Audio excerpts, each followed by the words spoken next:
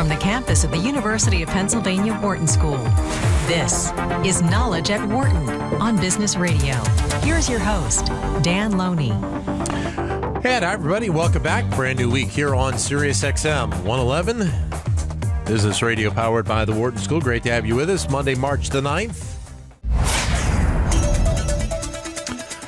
As we mentioned at the top of the show in our rundown, the website Etsy has been growing since it was launched a decade ago, and its recent success has many people believing in it so much that their upcoming IPO could be even bigger than some projections out there right now.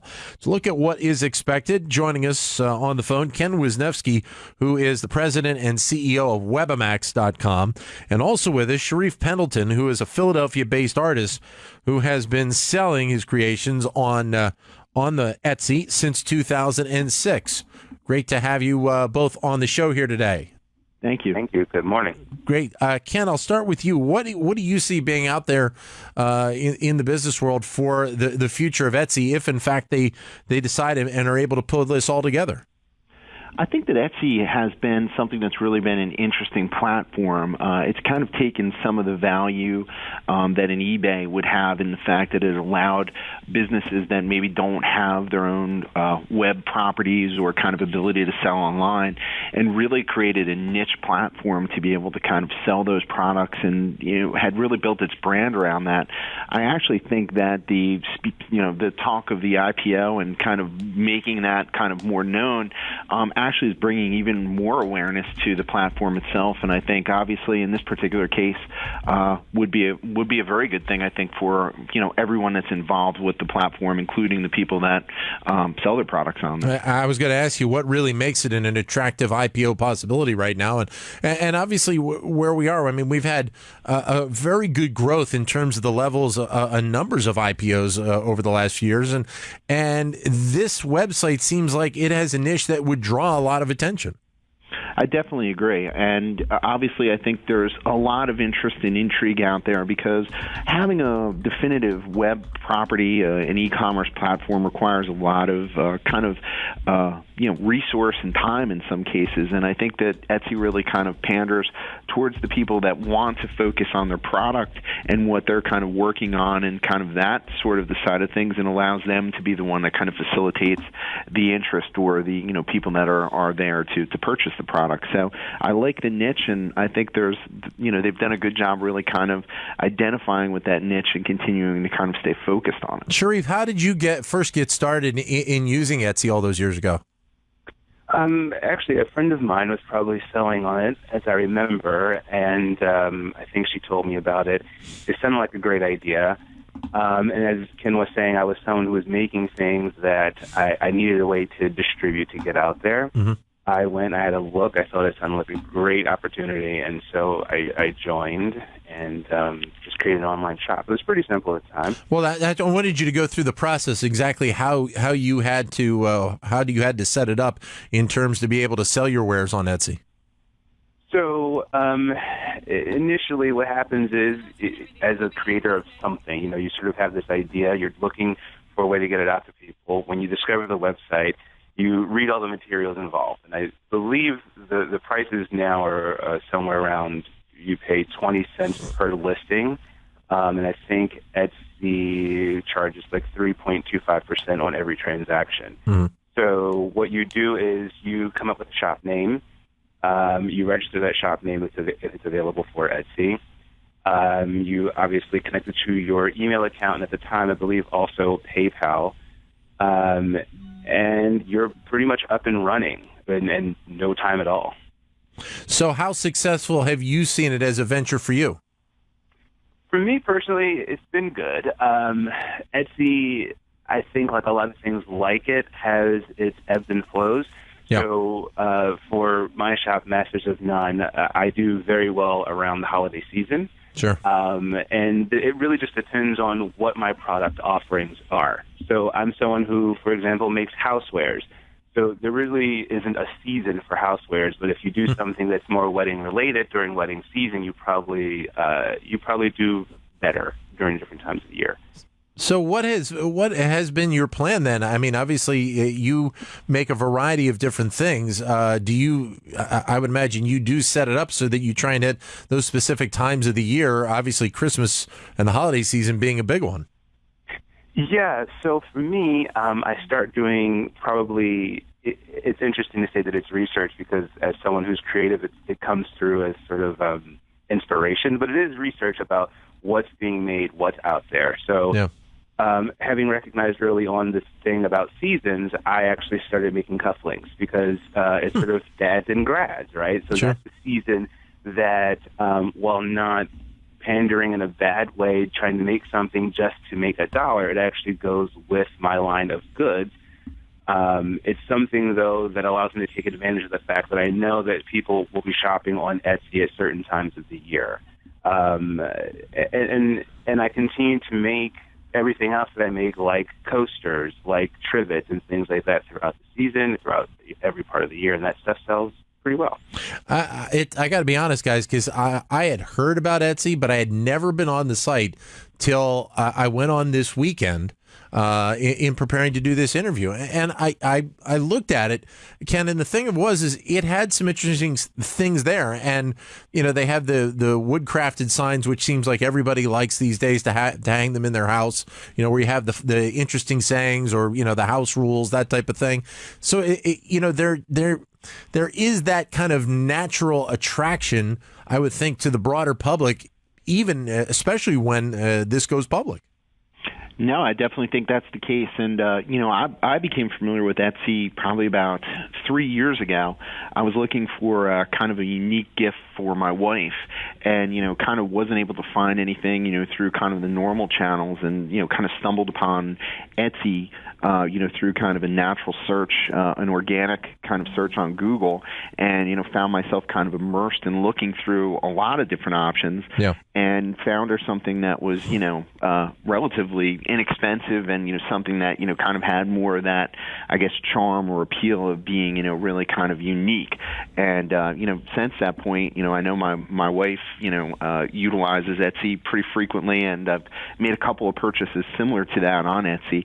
But again, I think the awareness out there isn't really super strong. You know, I think that in this particular case, along the lines of some of the other IPOs that have kind of gone out there, you know, Facebook had such a huge brand when the IPO went out there. Everybody was talking about it, and, you know, really, you know, it was already so established. In this particular case, I really see the IPO as being something that's going to bring prominence to Etsy and ultimately be able to grow the user base, but also be able to grow the amount of people that are actually, you know, diligently looking for product on there. That's interesting because I did want to bring up if whether or not this is the right time for Etsy to really make this push and go public, or do they need to build that brand up even a little bit more? You're suggesting that actually the second will help the first really by performing the IPO. It seems to be a good time for IPOs in general, and, you know, Etsy's got enough of a name and enough of a critical mass to be able to kind of justify doing the IPO. And, you know, it seems that, you know, the way things have kind of been going is, you know, these kind of companies get themselves into kind of the spotlight. And, you know, most of these IPOs have been, you know, successful. So certainly, you know, even though Etsy operated, I guess, at a relatively small operating loss in comparison to the revenue, you know, you look at some of the other IPOs recently, like HubSpot, that, you know, seem to be losing, you know, a lot of money, but still at a successful IPO. Etsy would seem to be a lot better bet to me personally than, you know, some of the other ones because of the potential. The e-commerce market has obviously exploded over the last few years, and it continues to grow. And the interesting thing is, really, Ken, is I think we've really just touched the tip of this in terms of the e-commerce market. I think there's so much more that we can go. Not that Etsy right off the bat will be competing. They obviously will in some respects be competing with the Amazons and the eBays of the world. It may take them a little bit of time to build that brand up to that point, but still, why not? If you're an Etsy, get out there, be public, and build that brand even more just because of the way the e-commerce market is. No, that's definitely true. You know, I think one of the things you look at, and one of the things I think is going to kind of happen over the next 5 years or so here, is going to be really kind of how people begin to shop for different products. And it's going to be more or less that there's going to be kind of classifications where an Etsy, has its niche really focused around kind of the unique product, the things that, you're not going to find on Amazon. Yeah. Amazon's going to have somewhat of its niche. eBay still kind of has its niche. So all of these, kind of large-scale e-commerce providers, if you will, are going to have their own niche. And ultimately, I see the same thing going on down the road with search. While, Google's, obviously, owns the market share currently, eventually I think there'll be, kind of smaller subsections for people to be able to search for very specific things as opposed to kind of just the one Walmart, if you will, of search. 844-WHARTON, 844-942-7866 is the number if you'd like to jump in the conversation. I'd like to hear from you, especially if you're an Etsy user. What is it that attracts it to you? We found out from Sharif. We also found out from Ken what attracts it to you. Or is there something out there that you think that they need to fix? Your calls right now, 844-942-7866. And Sharif, I'll throw that question to you. Is there anything that you see that you think that Etsy needs to really look at and maybe adjust? I think that's a really interesting question. Just listening to what Ken is saying, I think that he's absolutely right in terms of by Etsy going public, it will bring more brand awareness to Etsy and therefore increase the number of users and consumers. And I think something that'll be interesting to watch is the equilibrium that they continue to try to strike, because I think Etsy probably has, a primary consumer and the secondary consumer. And for me, as someone who sells on Etsy, I would consider myself to be a primary user or consumer of Etsy. Secondary are the people who buy from me. So as a seller, something that I see or that I'm kind of wondering how they're going to deal with is the more you open it up, the more people do become aware of it, the more people will want to sell on it. So someone like me, the more sellers you have, the more, the market is sort of flooded with things. And so I think Etsy's problem will be, and it's already started a little bit, is that they're going to need to continue to actually curate what's on the site. So as a secondary consumer, if you do go to Etsy looking for something that's unique, that's what you want to find. What you don't want to find is something, as you're saying, is that perhaps something you can easily find on Amazon, you can easily find somewhere else. The mass market stuff. Exactly. And I think as Etsy has grown over the last 10 years, we're already starting to see that a little bit. And what that does do is, in some ways, it edges out people who are, doing boutique manufacturing like me. And I think they're going to need to watch out for that, because what they really will not want to do is actually alienate their early adopters, their real primary users. So I think what they need to start looking at, if they haven't already, and will really need to get diligent about, is actually curating what they actually allow to be on the site. Ken, I'll ask you the same. No, I think Sharif makes some great points there along those lines. I know that one of the things that's kind of come up here has been kind of, with this evolution and, kind of taking Etsy from kind of this niche industry, kind of platform that it was into something much bigger in the IPO. Are you kind of losing somewhat of the identity that you initially established? And look, anytime, this question, rose with Facebook when it was, kind of doing the IPO.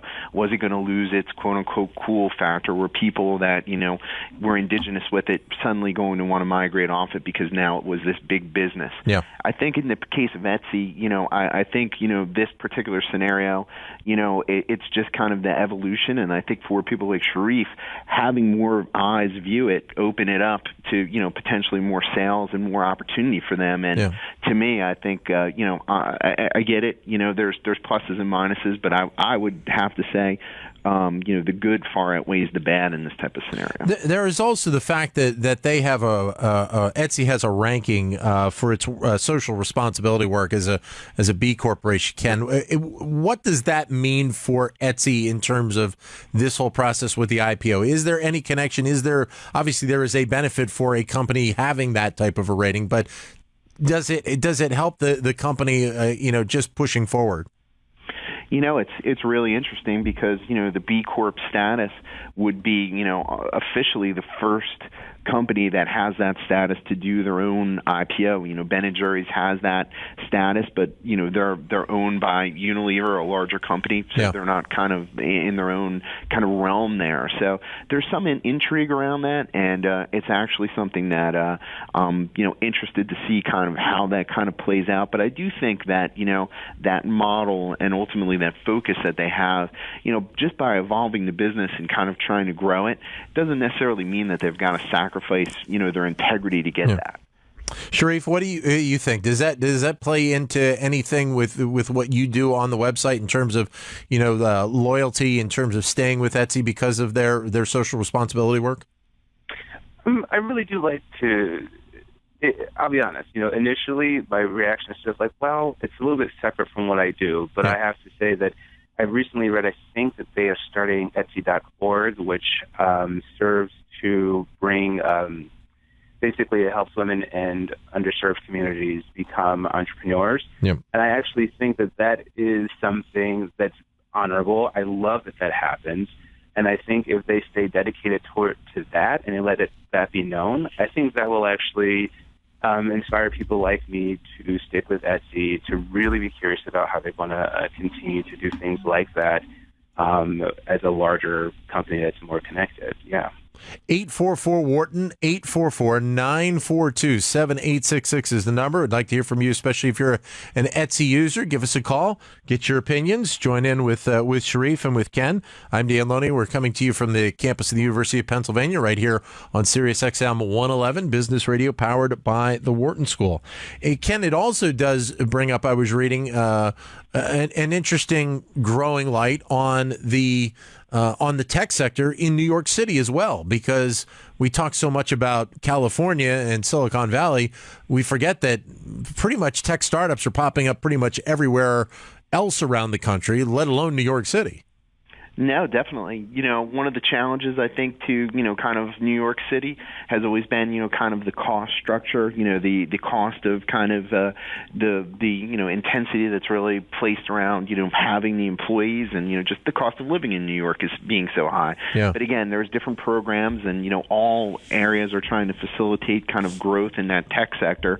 So, New York's definitely caught on to that. And if you notice, most of the companies that are kind of those New York-based type startups, the ones that we're looking at, they're kind of more focused around retail, things that are kind of in that type of sector, and sure. And that's that to me is kind of maybe where they're gaining their identity. Where you look at kind of quote unquote Silicon Valley being more the kind of traditional software type of providers and things along those lines. But I do think nowadays that much like Etsy has a platform that can promote product throughout the entire world, the startups and things are beginning to kind of disenfranchise from necessarily having to be in Silicon Valley like it used to be. Now there's opportunity more around, and the communities themselves are embracing these startups a lot more because they realize that, hey, if we can get some really good backing here and some good startups here, there's a lot of work to be had. There's a lot of kind of buzz that goes along with that, and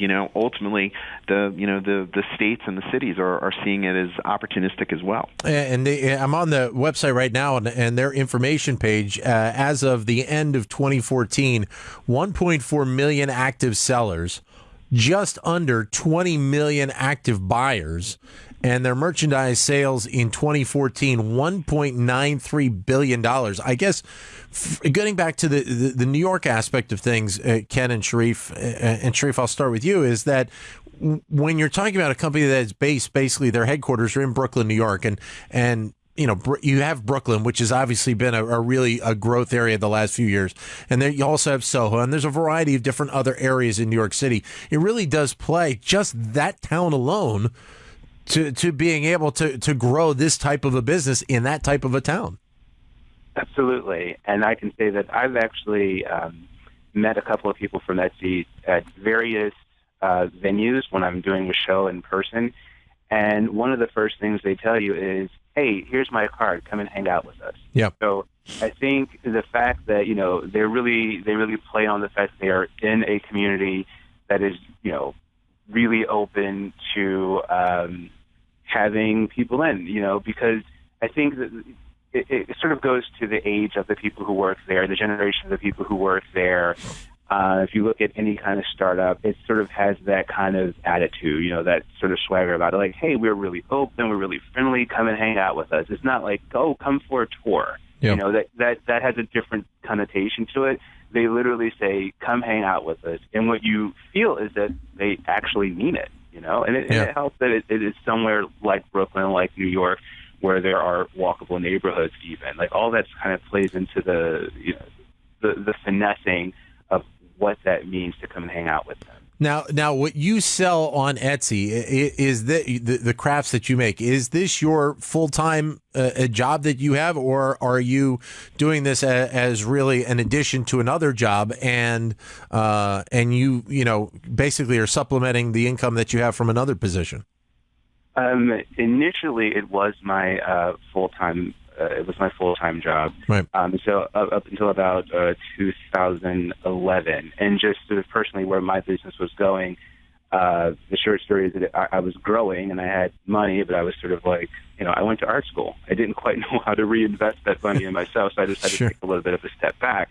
And so I had already been in the corporate America, so that's where I am right now, sort of doing 9 to 5. But what Etsy does do, as you said, is supplemental income. It is something that, as someone who is a creative that has to go into an office every day, it allows me to actually have an outlet for my creativity. It is something that it allows me to really act on passions. It allows me to connect with people. Yeah. There are a lot of benefits to selling on Etsy that probably aren't seen initially, and probably can't quite be described when the time comes to offer it as an IPO.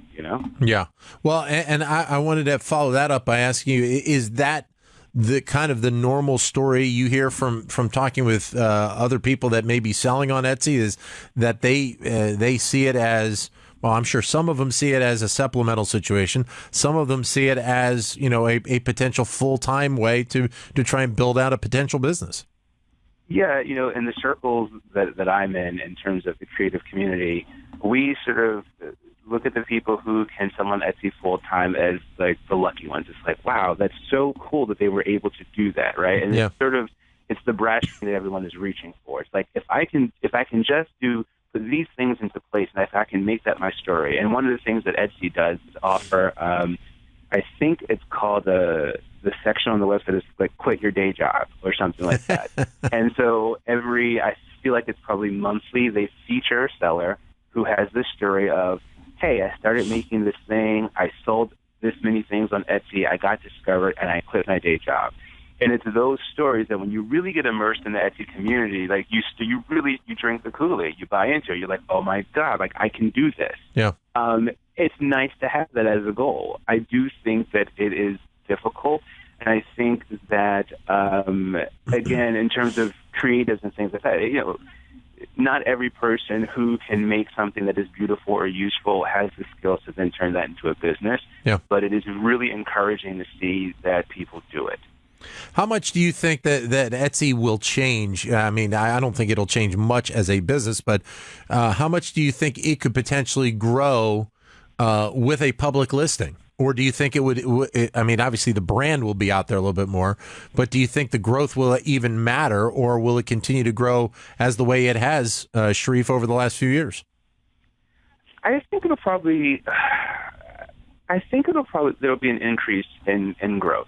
I think what happens is Etsy hit the scene. It was extremely unusual as a business model, especially for people like me who were trying to get their goods out there. Yeah. Then they had a little bit of competition over the years. I don't think anyone has quite done as well or as Etsy has done. Yep. And I think going back to what Ken was saying earlier, the fact that this is going to bring brand awareness sort of recenters or refocuses our attention on Etsy, and it'll cause people to look at it with a fresh eye. So maybe people who walked away from it before because it wasn't working for them, or people who have only sort of heard about it a little bit but was curious, I think those people will now really say, hey, oh, this is a real thing. This is a real business. Yeah. It'll bring a lot of attention, and it'll inspire people. It'll cause people to go there, log in, and see what they can do for themselves.